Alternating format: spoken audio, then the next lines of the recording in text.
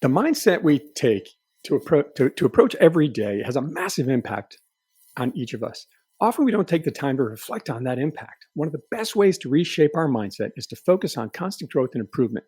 In this episode, the power of a positive mindset and how we can constantly bring it to our daily lives and careers. Welcome to Meet the Author Live. I'm your host, John Saunders, founder of Forward Advisory Solutions, a coaching and consultancy firm, and the author of The Optimizer, Building and Leading a Team of Serial Innovators. My firm was built on the foundation of over 20 years as an executive distribution leader on Wall Street and a relentless focus on problem solving, collaborative innovation, and growth. The show offers you thought leadership wisdom through live conversations with the ability to answer your questions live in the chat. So to start, please drop in the chat where you're joining us from. It's always great to get a sense of where people are calling in from. And we're going to use that chat function to answer questions live with John here in about the 30-minute mark after we get to hear from him. For those that put a question in the chat, we'll select 5 of you to get John's new ACES deck of cards that he built that he had ordered for his book. So in today's episode, we'll meet author John Thompson III, who published his book, Stack Your Deck, How to Be an Ace in Business and Life, about a year ago, and has an exciting new project to announce today. His book digs into the concept of facing challenges every day head on and leveraging the power of positivity to create a life of meaning and purpose. A little bit about John. John's mission in life is to help others walk in purpose and be inspired to reach their full potential. Across a 25-year career journey leading sales and operations in prominent Fortune 100 companies, John shaped his career with purpose and intention. Starting with an electrical engineering degree from the University of Pittsburgh, he went on to earn an MBA at Penn State, a strategical sales management certificate from Harvard Division of Continuing Education, and has amassed over $1 billion in sales. With coaching certifications from the International Coaching Federation, Center for Credentializing and Education, and Gallup, he has embarked on a mission to empower and inspire others. From the corporate landscape to the helm of Team ACES, his coaching and consulting company, John not only follows his passion, but also nurtures dreams of bringing hope globally. When he's not blazing the trail, coaching the next generation of leaders, he finds joy spending time with his family, and playing around at golf and cheering for the Pittsburgh Steelers. John resides in Washington, D.C. with his wife and 2 daughters. John, great to see you. Welcome to the show.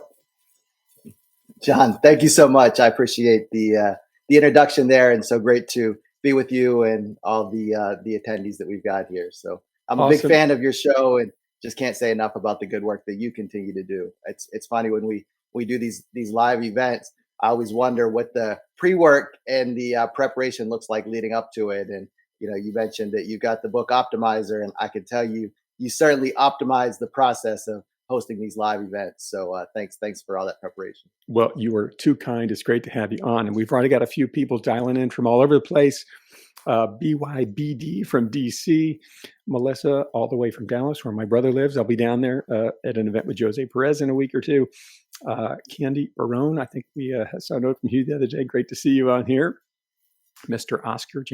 Oscar Williams from Atlanta, Clearwater, Florida. Welcome. And Lanisha has who just got a few awards for her book. Great to see you on here. So John, before we dive into the book, I want to touch a little bit on it. We've also got Santa Fe and Austin jumping in here. Great to see everybody all over the country here, lots of time zones. Before we get into the book, you have some amazing poetry that you put in here. What was this is a book about sort of leadership and growth and self-development. Where did the poetry idea come from? Yeah, I always I look at it like I was an engineer in college, and so I wanted to tap into the other side of my brain from an engineer and give myself a relief. So I really got into the creative side. So really love photography, and it really started with I would take photos and then kind of write poetry that went along with the poem or with the photos. And so over the years, I've made a number of personal poetry books and made those for family members. And then, I kind of got the idea that why don't I maybe incorporate some of the poems into the book. And so it's kind of a way that I broke up the book in terms of just getting a little bit of creativity in there, as well as the gems that you need to be an ace in business and life. I love this mindset you have, always, sort of thinking about growth and not only focusing on, this sort of, we all have this sort of, we tend to favor a left or right brain sort of thinking. And I love the fact that you lean into both. I really appreciate this line, and I think it leads into this big theme of positivity that we have here. Happiness isn't what you have. Happiness is what you are. I love that line in one of your poems in the opening chapter there. And it really makes me think about you and everything I've learned about getting to know you through this journey and how positive you are. I've met few people as positive as you, John. Where's this relentless positivity come from for you? Yeah, well, first off, thank you. I'm glad you mentioned the poetry. It's funny, when I was writing the book, I questioned if I was going to include the poems in the book, and it was probably a last minute decision to include the poems. And again, there's a bit of vulnerability that comes from exposing your works like that, exposing your words. And so the one that you mentioned, that the happiness poem, it's happiness isn't what you have, happiness is what you are. It doesn't cost a penny. You don't have to look too far. It comes from being honest when you look into the mirror. It comes from having grace, living without fear. Some people think it comes from money, but they dream of being a star. But happiness isn't what you have. Happiness is what you are. And so it really is just a reminder to me just to embrace the positivity and the energy that you have inside. And so, when you ask where did that positivity come from, when I think about it, I was raised in outside of Pittsburgh, Pennsylvania, and Washington, PA, small town in the country.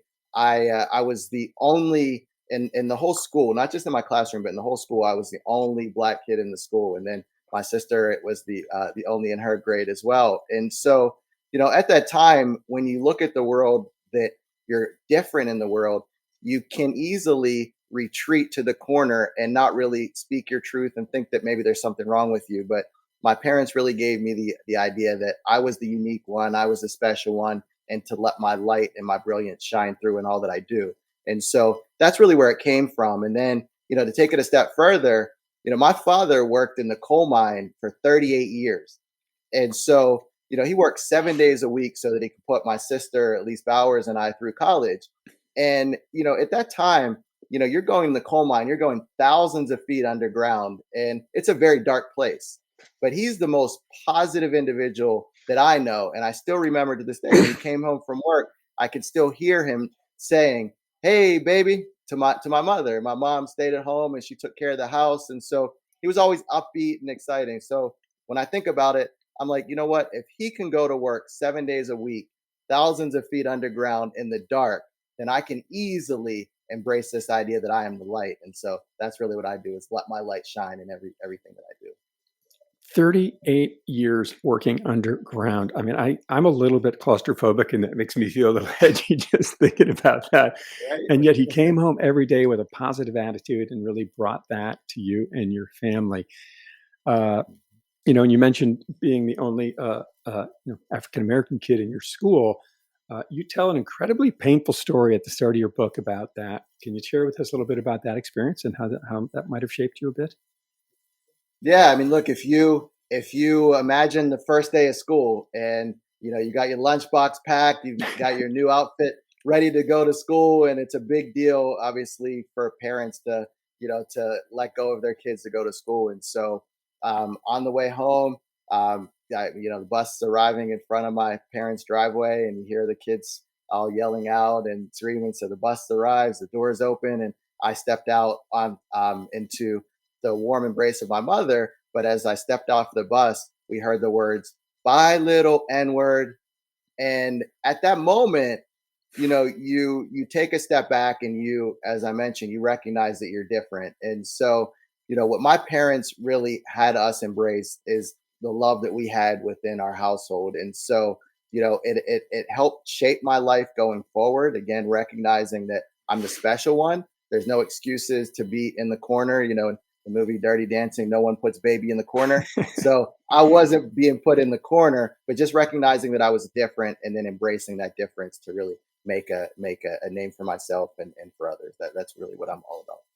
I mean, what a painful first day at school experience. And, many people could have taken the opposite approach, right? And kind of gone off and hid and said, "Oh, I'm different. I'm, something's wrong with me," something like this, right? And sort of hid away. And you didn't do that at all. You chose to continue to focus on the light and the positivity and bring yourself to writing this book, stack your deck. So, you're a busy guy. You've had this unbelievable run at one of the biggest companies in the world.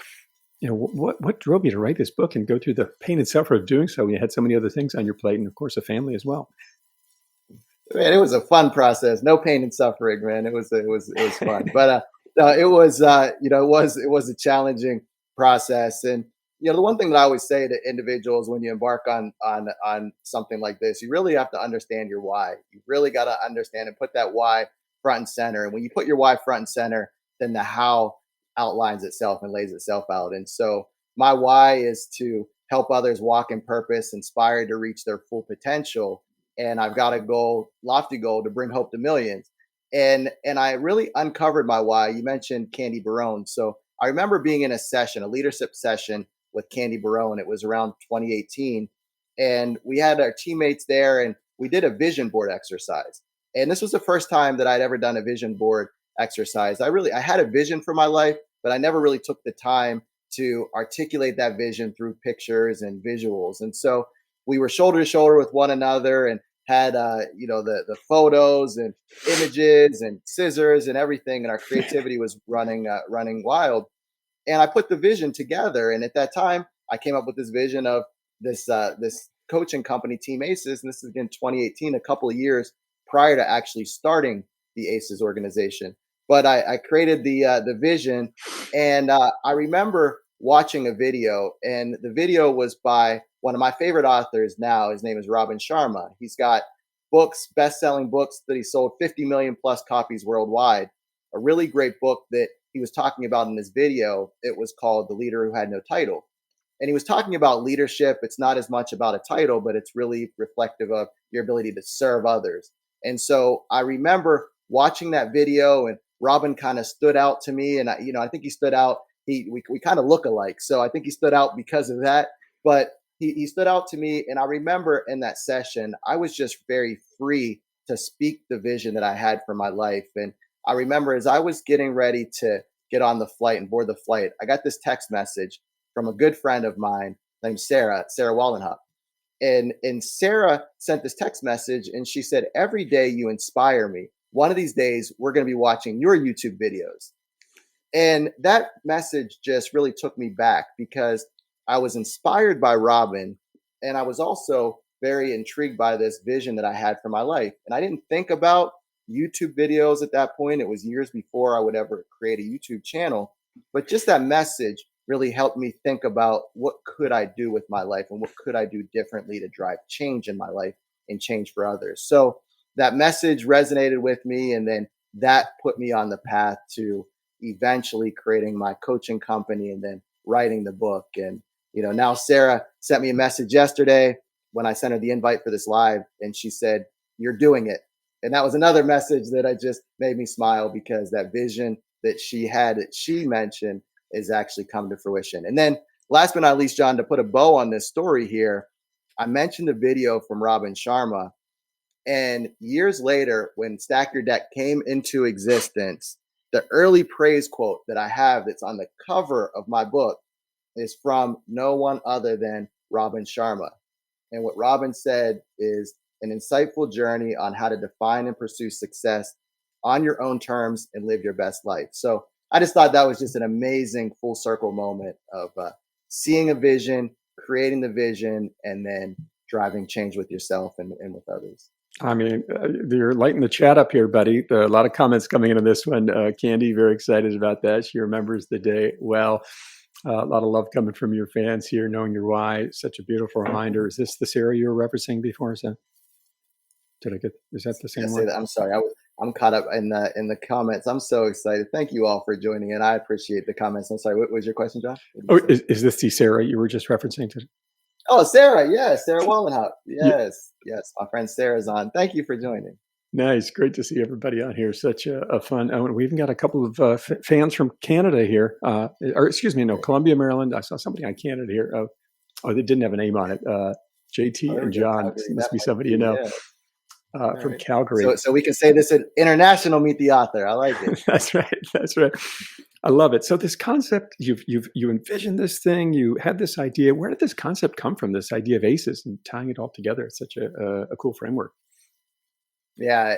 When I was younger, my favorite place to go in life was my grandmother's house, my grandparents' house. The spend the night. They lived about 30 minutes from my parents' house, and so my younger sister and I would go to spend the night there. And on the way to grandma's, we would play cards, and we were probably like 8. I was 8, maybe my sister was 6 at the time. And when you think about going and playing cards with grandma, I think you think about playing Go Fish maybe, or playing Uno, but grandma like taught us poker, and she was a hardcore poker player. And grandma was 4'11" and a half, and she was very particular on that half. You had to add that in, but she was larger than life.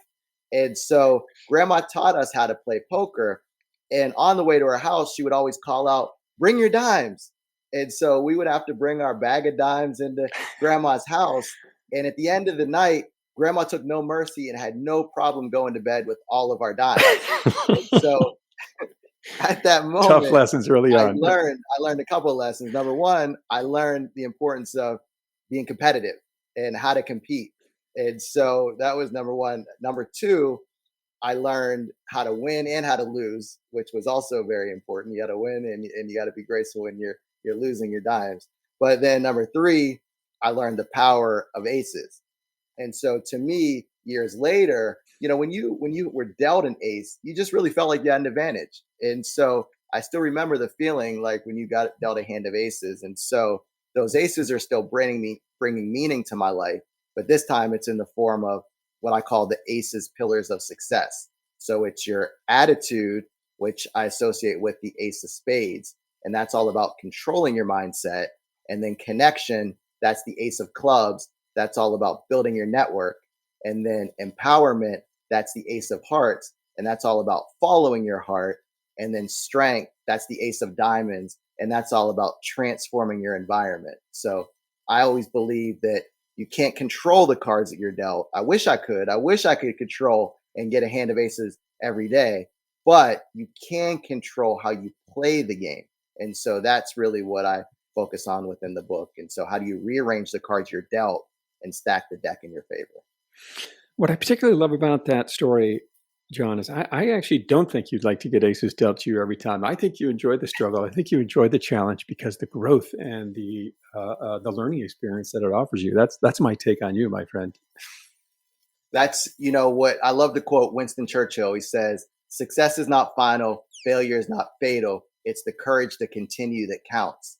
And so it's all about how do you persevere in the face of those challenges and adversity. I look at it as you take the adversity like vitamins and allow it to build you up. And so you're right. I love making a hand with that 3 of clubs or 4 of clubs, and then you win the game, and you won it because you were able to stack the deck in your favor. So that's a great observation, John. So good, and so right. I love that, and this growth mindset that you've always had. But speaking of the book, how do you see this? How should people read it? Is there a good way to consume it? Should they read it end to end, or what does that look like for you? Yeah, so I was very mindful of how individuals consume it. I'm a big fan of reading. I believe that leaders are readers, and so I had the goal of myself to I read a book a month, I listen to a book a month, and I'm constantly on this quest for information and knowledge. And so when I created the book, I wanted the book to be easy to consume for individuals. And so Nelson Mandela says, a vision without action is just a dream. And so I created the book to help you identify and define your vision and follow your vision in life, but then how take the action to drive and bring that dream into reality. And so the book has 4 sections that align to the aces playing cards. As I mentioned, the attitude, ace of spades, connection, ace of clubs, empowerment, ace of hearts, and then strength, ace of diamonds. So that's the overall structure. And there's chapters in each of the there's 3 chapters in each of the pillars. And then the last pillar is called pulling all together, playing your cards right. And this tells you how you can then play your cards right. And then at the end of each chapter, there's a component of the book. It's called Stack Your Deck that has 3 questions. So these are 3 questions that you can reflect on that will help you stack your deck. And then in addition to the questions, if you go to my website, stackyourdeckbook.com/resources, there are resources there available to help you further integrate the themes of the book. And so it's really great to be working. What I'm seeing is individuals that have book clubs. It's good for corporate organizations. It's good for because it's meant for reflection and it's meant for discussion that ultimately helps you be your best in business and life. That is awesome. And I did just drop your link in the chat if people want to click on that and take a look at it, stackyourdeckbook.com. But so many, such a great thought, such a great amount of thought you put into this, putting this thing together so people can kind of use it as not only a fascinating and book filled with insights on how to sort of read from end to end, but also sort of compartmentalize it and think about areas they want to focus on and do some learning right then and there. That's awesome. Let's keep rolling here. You have burnout is a topic you talk about in the book and something you've maybe fortunately or unfortunately have your own experience with. What happened for you with burnout? Yeah, look, it's it's a condition. Obviously, unfortunately, many of us are familiar with. One of the stats that I included in the book was, there's a survey done by Indeed.com in 2021 where they assessed 1,500 employees, and 52% of those individuals had experienced burnout in the year, and that's up from 43% pre-pandemic. And we know those rates are continuing to rise. And so, I was faced with burnout early in my career. So it was my second year in corporate America. I was, incredibly active. I was on a leadership program within my organization. I was in grad school in the evenings, and I was taking a full course load of grad classes. So I was technically considered a full-time grad student as well as a employee full-time work. And then, I was president of a leadership organization, the ERG, within my company. I was highly active in the community. And, as my mother would say, Johnny, you're doing too much.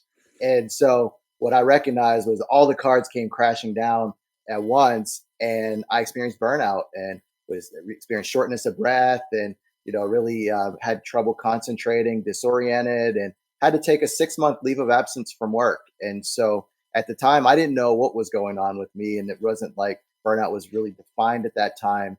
And it really took its toll on me. I spent a couple of weeks in a psychiatric ward, and that was something that my mother still to this day defines as her toughest moment, which was checking me into the psych ward. And so to be able to go through that, as I look back on, I'm thankful for the experience because it really helped me understand how I needed to position myself going forward. And so what I recognized at that time, I was so over indexed in my career that I really wasn't taking time for myself. And so I love this idea and I embrace it to this day, which is put your own oxygen mask on first. And so you've got to take care of yourself. And that's what I recognize. So recently did a corporate workshop for an organization called Innovis, and I talked to them about pursuing well-being across 5 areas, which I align with pillars that the organization Gallup has created in their book called Well-Being at Work, which is your career, social, physical, financial, and community. So making sure that you're aligned across those 5 pillars is key to you having great and a balance in your life. And so at that time, I was heavily focused on my career, wasn't as focused on my health, my fitness, and my nutrition. So that's really where I drove change within me way back to that time. And then it really helped how I showed up to this day, which I think is important. I mean, every time I hear more of your stories or read more of them, I sort of sit here in disbelief and think about the challenges, the obstacles that have stood in your way and how you've just persevered and hit these really low points here, like getting admitted to a psych ward. I cannot even fathom what that must have been like. And yet here you are, always positive, always trying to focus on, how do we get better here? And it's just a never ending theme in your life, which I love to hear. Clearly a very vulnerable story you just shared, but as you research this book, what did you find about pursuing success and happiness, and how did vulnerability play a part there? Yeah, well, look, see, speaking of, vulnerability, you mentioned some of the challenges that we experience, but I truly believe that what we do in our valley determines the height of our peak. And so the challenges that we face when we're going through those, our next step helps us get out of those challenges. And then you just continue to take those positive steps and move forward. And then ultimately you learn from those challenging times. And so that's really what I look at. So, one of the aces that I interviewed in the book, Tokes Oyalola, he talks about that during these challenges times, they give us a gift. We just have to take the time to learn from those gifts, and later in life, you'll be able to cash in those gems that you learn. So as I think about vulnerability and coming up with this challenging time, it really was a setback, but it was a setup, and it helped me continue to grow. And what I learned about happiness for the book, and I love, when I was doing the research for the book, it's, I always say the teacher learns the most. So one of the things I learned about happiness, it comes to us from a book called The Happiness Advantage, and they say that 90% of our long-term happiness is not based on events that happen to us, but it's how our brain processes those events that happen to us. And so that's what's key. That's why, life is 10% what happens, 90% how you react to it. So, when I talked about grandma, so now let me give a shout out to grandpa. So grandpa had this theme, and I was tried out for the baseball team in high school 3 times: freshman, sophomore, junior year. Got cut every time. My junior year, I tried out, and they actually promoted me to try out for the varsity team. I played second base, scooping up all the balls. I was leadoff batter, hitting all the balls, but I still got cut from the team. And I thought, because I'm trying out for the senior team, the varsity team, I would at least make the JV team, but I got cut. And, my grandfather wrote me a letter, and I still have to this day. And he said in the letter, I can make a success of my life as I see it or as the world sees it. But success as I see it is the only worthwhile goal to pursue. And so what he really helped me understand is defining success on my terms and what brings me joy. So I've learned to define success through the journey. And I think so many of us get challenged where, if I looked at success as making the baseball team, then maybe I would feel a failure. But if I looked at success as showing up each year and giving my best and giving my all and doing all that I couldn't control the outcome. So you got to detach from the outcome. So that's really what I learned about success and pursuing success. Years later, I've been passed over for promotions in corporate that you were the right individual for that role, but you're passed over. But you've got to define success not as, do I get the role or do I not get the role, but am I showing up each day, and am I giving my all each day, and what am I learning through the process, and recognizing that growth and success is a process. And focus on what you can control, right? And so many times, particularly with the career circumstances, there's so many factors that can be at play behind the scenes that you never even hear about, right? That might be determining it for one reason or another. And so I love that shifting of the mindset to, what do I bring to the table each day? How do I decide what works for me, and how I define success? Such a powerful, powerful thought. Well, you're really lighting up the chat here with a lot of folks here. BYBD, loving the stories here. Ladisha, she's really enjoying your story here. Our pain is not in vain. Love that. There's one other I didn't put up here yet.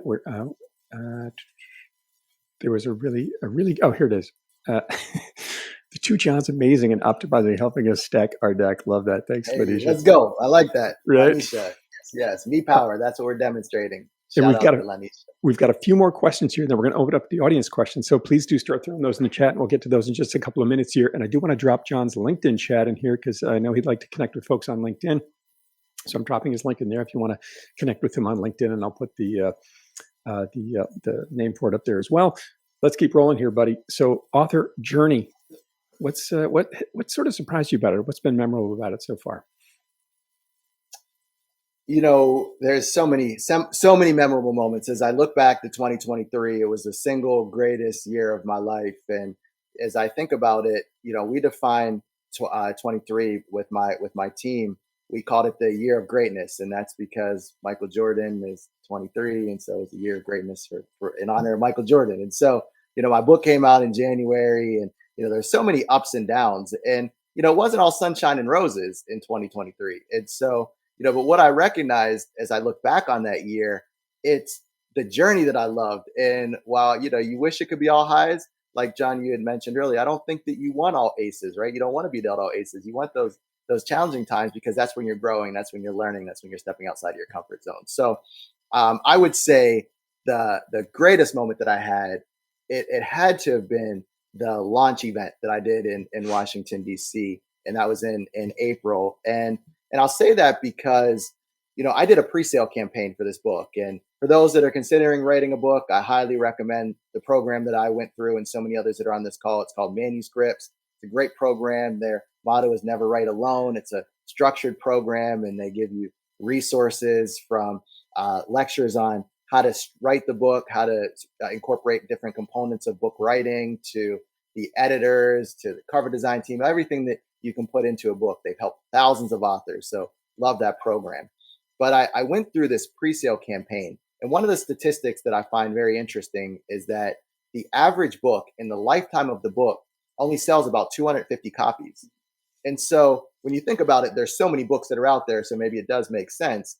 But obviously I'm looking to sell more than 250 copies in a lifetime of the book.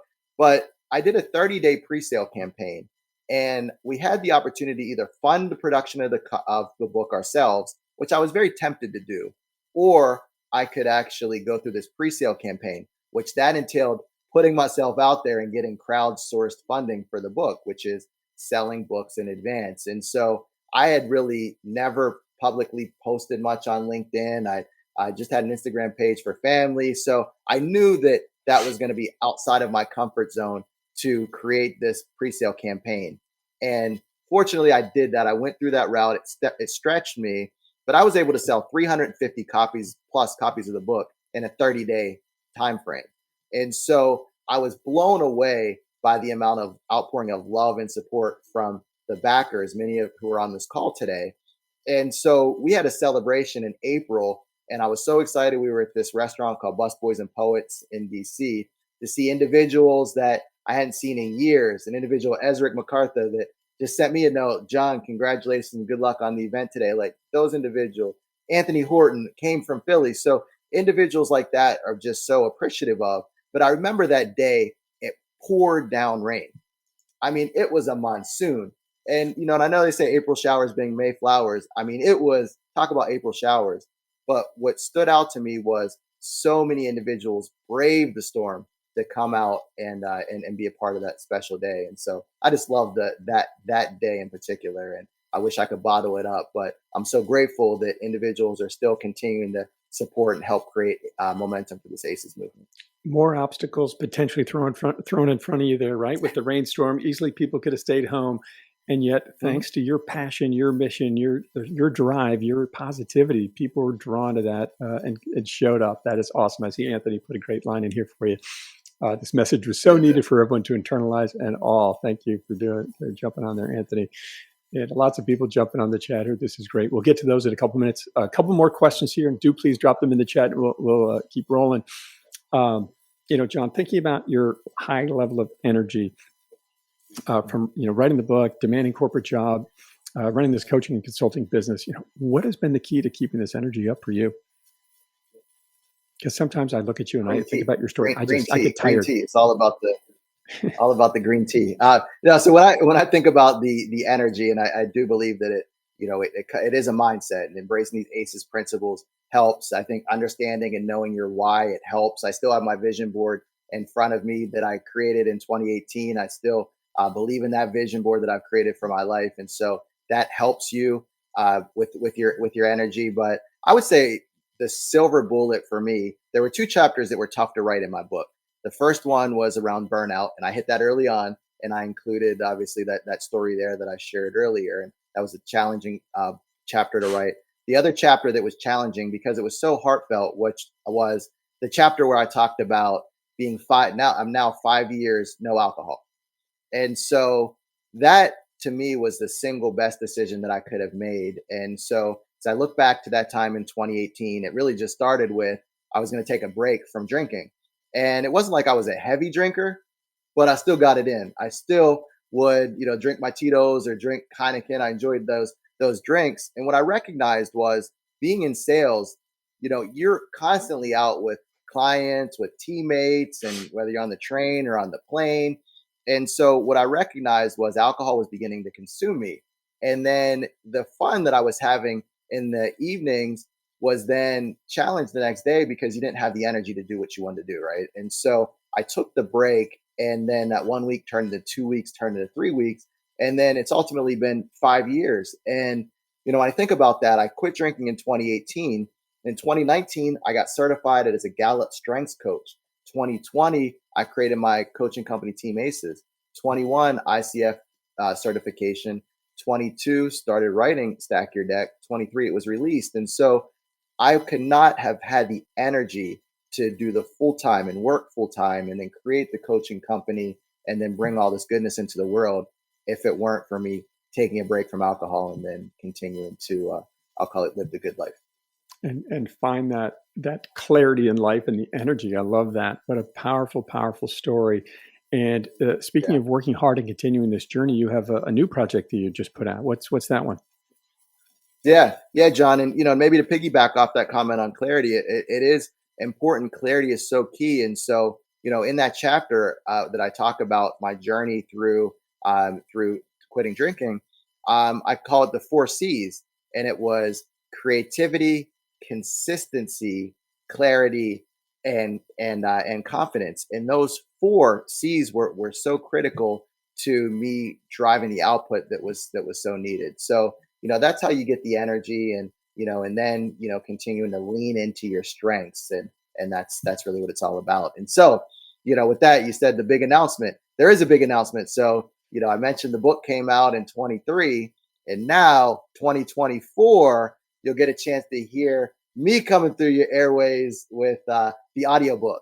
So the audiobook is officially released. It's on Amazon, and that's exciting to venture through that project as well. So I always believe audiobooks are a conversation with the author, and especially when you get a chance to hear the audiobook in the author's own words, which that's the case with this book. So it's in my words. I hope you get a chance to check it out, and love to bring that into the world. That is amazing, and a lot more work than people think it is. I know I did an audiobook as well, and it shocked me how much work it took to get that done. I just thought I'd sit down and read my book for a few hours, and then it took like 5 times as long as it did. Did you have to? Right? You think you just read like this? This is fine. I know how to read. I can read it, and that and they're like, no, you don't just read a book. You perform it. So you got to get it to where it's dynamic and it's engaging. And so I'm really proud of it. And I listened to audiobooks over the years. I, really love audiobooks like, Matthew McConaughey's Green Light book is really good. So I listened to those, and they gave me, they inspired me. Robin Sharma's The Monk Who Sold His Ferrari, very good. And so those books inspired me to, allow my words to come through as well. And I think we're going to give away a few audiobooks today as well. Is that right? Yeah. So we've got a competition here. So like competition. I know my grandma would like this competition as well. But yeah. So for those that following this session, if you share this the replay of this out to your audience, out to LinkedIn, if you share it with a comment and tag me, then we're going to select 5 individuals to receive a free copy of the audiobook. So those of you that like the session today, if you share it and then tag me, we'll put you into a drawing for a free copy of the audiobook. And then John, I know that we also had the competition here going with the custom Stack Your Deck playing cards as well. So my friend Hannah Pryor, she's got a really great book, Good Awkward, and she gave me the idea of creating these custom Aces playing cards. So they're your very own Stack Your Deck playing cards. And so for those that are making comments in and adding questions into the chat, we're going to select 5 individuals that are going to receive these custom playing cards. And I'm thinking now, John, if I showed up at grandma's house with these Stack Your Deck playing cards, I would be pretty hyped. I'd throw them down on the ground. Take that, grandma. Many times. I love that. And so, yeah, when you do make that post, ladies and gentlemen, be sure to leave a comment about what resonated with you about the story. There's so many pieces of it that resonate with me, but be sure to share what resonated with you about that when you make that post out there. John, thank you. 2 more questions. We'll get to the audience questions here. Goals for the book. I just really want to continue working with individuals and organizations to help bring meaning into their organization, to help build high performing teams. That's really what I pride myself on, is building, creating high performing teams. And so I'm incredibly grateful for organizations like Merck, William Grant and Sons, and Novus, the International Coaching Federation, Thought Leadership Institute, National Sales Network, those organizations that I've worked with to incorporate the themes from this book into their organizations. Individuals, I'm incredibly grateful for those that are looking for meaning in their life, or maybe looking for how to make a mark in the world. So those are the goals that I have for the book. So continue to just spread goodness, spread the ACEs movement into the world, and continue to drive change within ourselves and then change for others. Never-ending inspiration you have, my friend. And this power of positivity that, right, you got from your dad early on, who literally worked in the dark. It's just so mind-boggling to me to think about that for 38 years, and yet always sought the light, right? That was many years ago you got that inspiration. How do you maintain that positivity today? How do you keep leaning into that light? Yeah, look, what I talk about in connection is, a Jim Rohn's quote, you're the average of the 5 people you spend the most time with. And so I truly believe that you got to get yourself a good circle of individuals. Grandpa, I mentioned again, wise words from Grandpa. He used to write me a note when he would send gifts when he'd send articles to my house. And at the end of every note, he would say, "I love you, buddy, and choose your friends wisely." And so he'd always say that. And so I'm very particular in who I surround myself with. And so, one of the things that I really loved about this book was being able to interview other ACEs for the book. So it wasn't just about me and what my success has looked like over the years and what I've learned, but other ACEs that I admire, that I look at, that are within my circle. So individuals that I saw that are on the call, from Tokes Oyalola. We tell the story of him going from IT consulting, creating his own IT company, to a land development organization, to individuals like Minna Brown, who she was the coach that certified me through her company called Positive Coaching, to Deanna Moffat was a part of the manuscript program, has a great book called The Rewrite, Change Your Life One Story at a Time. Individuals like Saeed Abdul Rahim.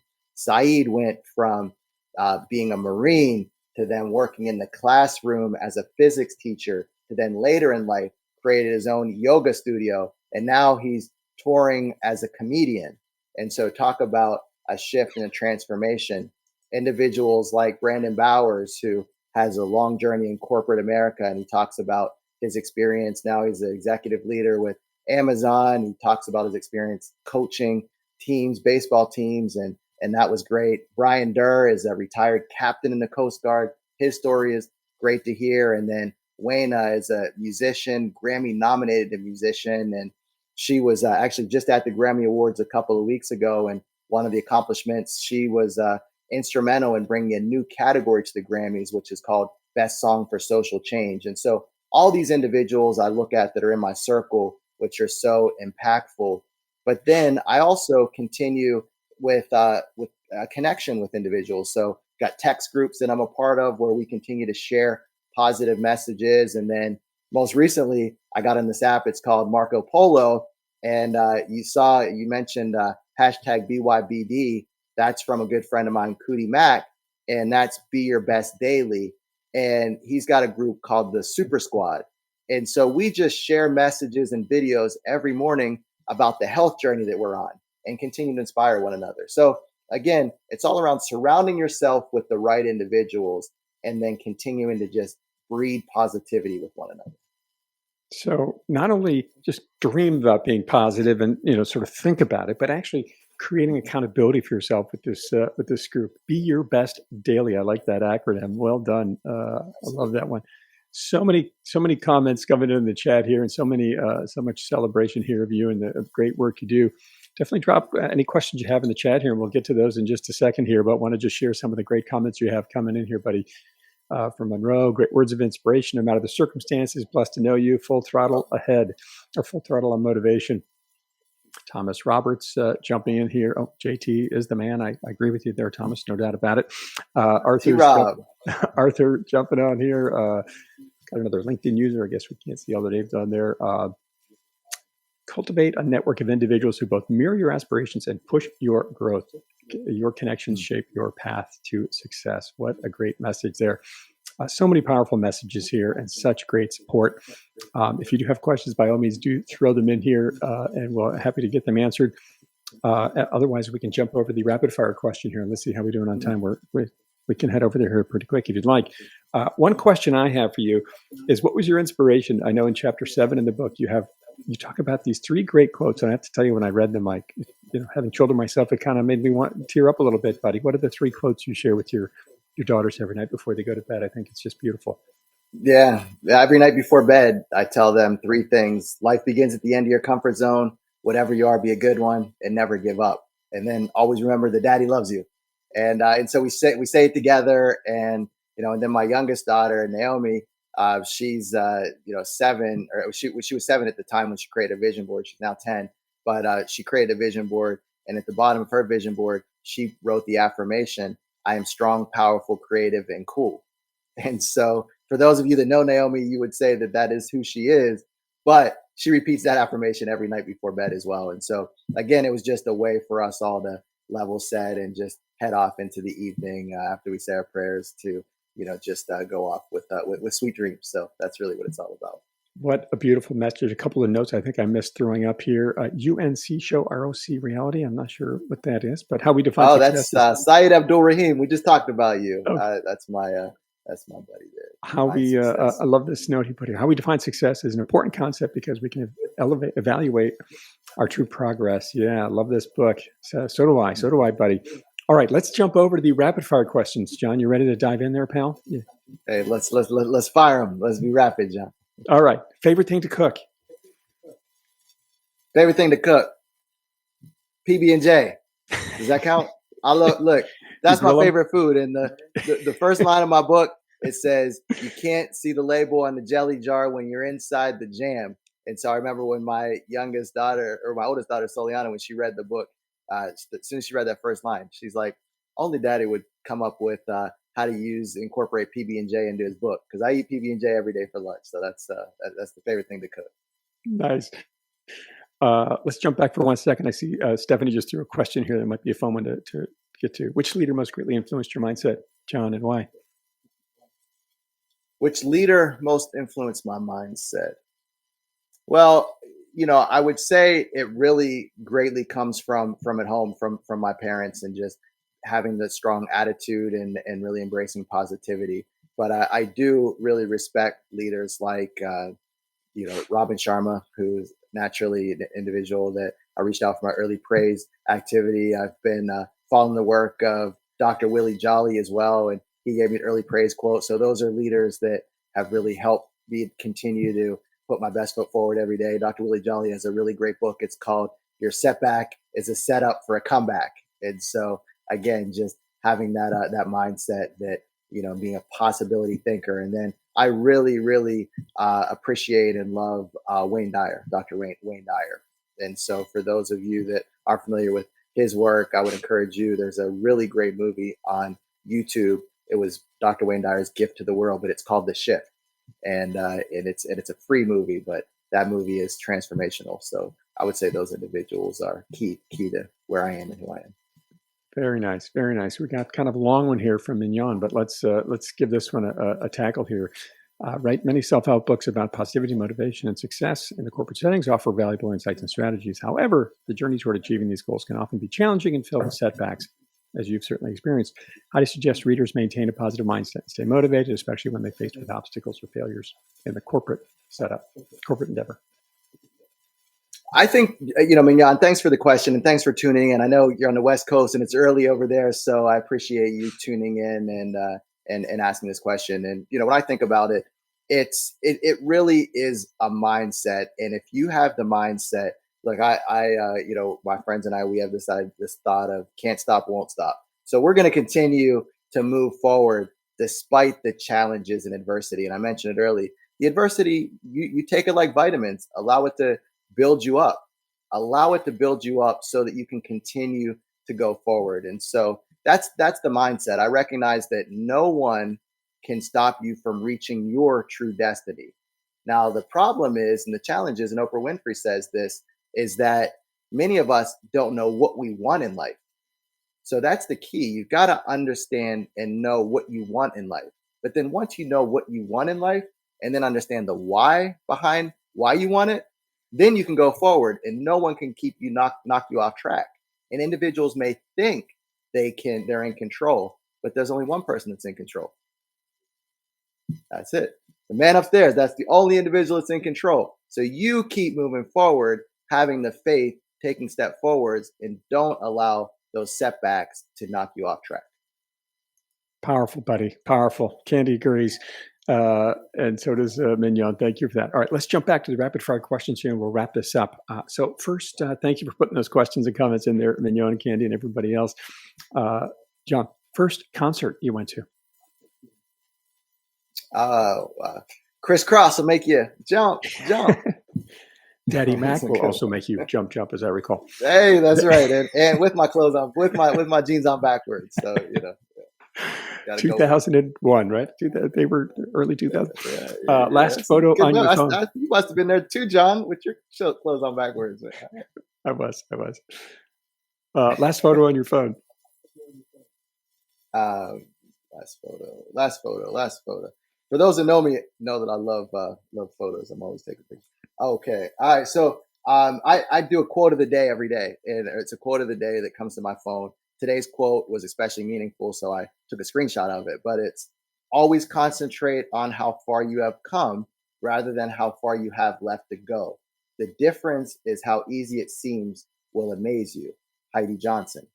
And so what stood out to me about that, concentrate on how far you have come rather than how far you have to go. Because when we're climbing, oftentimes when we stop climbing, it's not because we're tired. We stop climbing because the journey ahead in the mountain seems so far away. And so what it reminded me of is don't look up and worry about where you're going as much as recognize how far you've come and then just keep moving forward. So that's the last photo. That is powerful. I'm going to throw mine out there because today is my sister Kim's birthday. I won't say how old she is. 25, I think. I forget. All right. Happy birthday, Kim. Maybe a little older, but I got a pop-up from Apple with like this collection of photos from her. So well done, Apple. Let's keep rolling. John, what's something you own you really need to get rid of? So I probably a lot because I call myself an archivist, but my wife calls me a pack rat. I like taking information in. I love information, right? And so I've got this. I know what my wife would say. I've got this life-size cutout of Prince.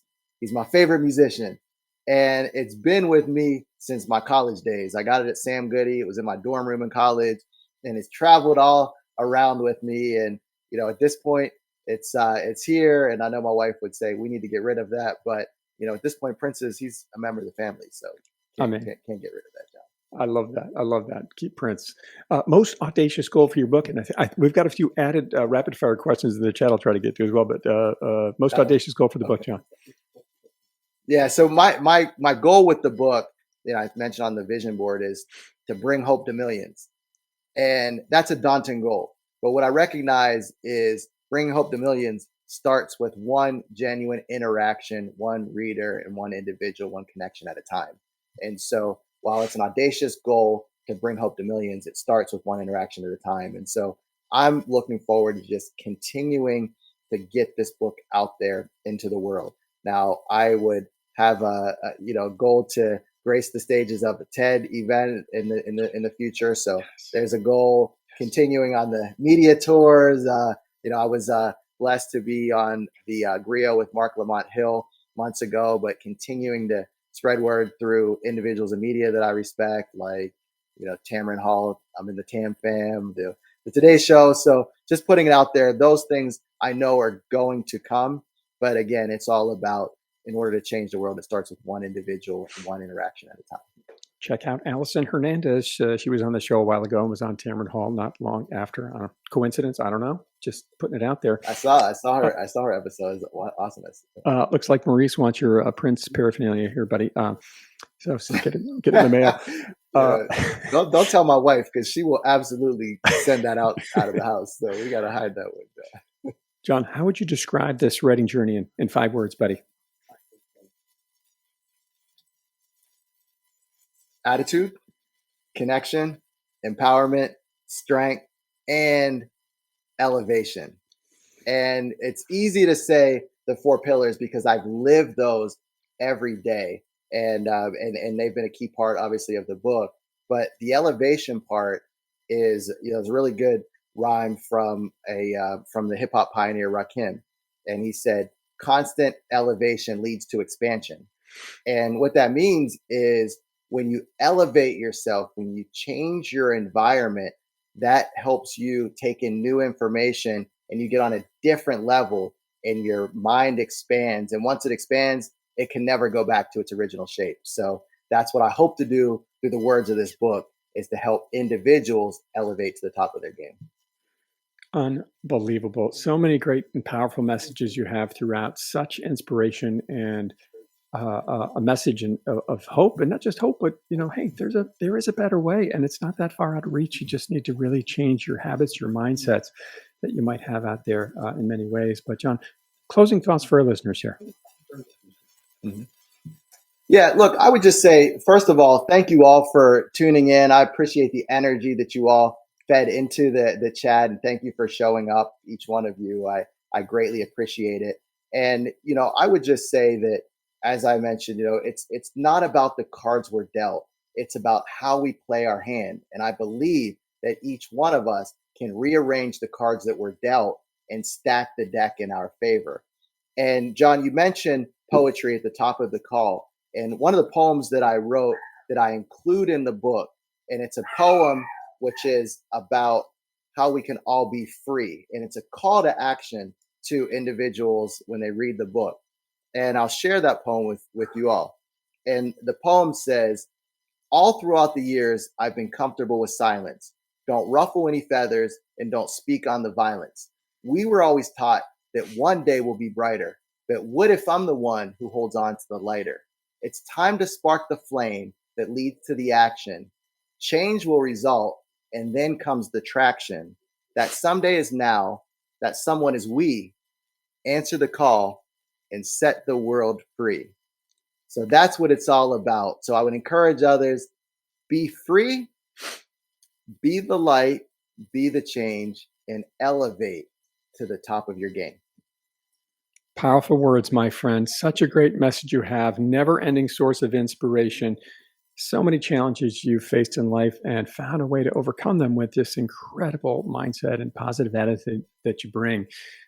Don't forget, everybody, for the first 5 people to go out and share this event and share some thoughts about it on LinkedIn or Instagram, wherever you like to put your content. John will get you there'll be a group of you that get a free copy of his audiobook.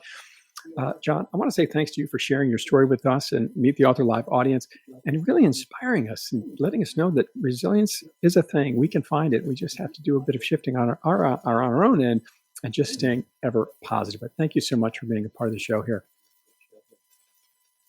John, it was my pleasure. So let's close out, John. Ready? You going to follow me? Attitude. Connection. Empowerment.